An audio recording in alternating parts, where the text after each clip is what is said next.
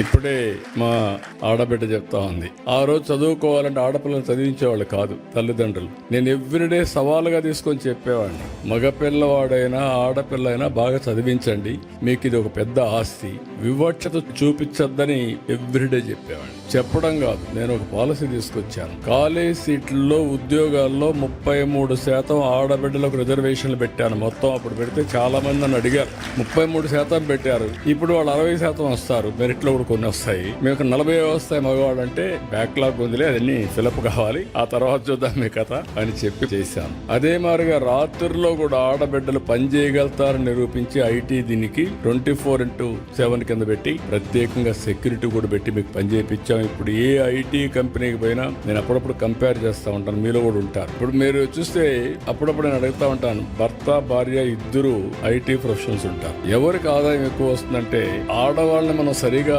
అంచనా వేయలేదు కానీ there is a theory, right brain left brain. Go and ask your ChatGPT. Ladies are more intelligent than men. It is established fact.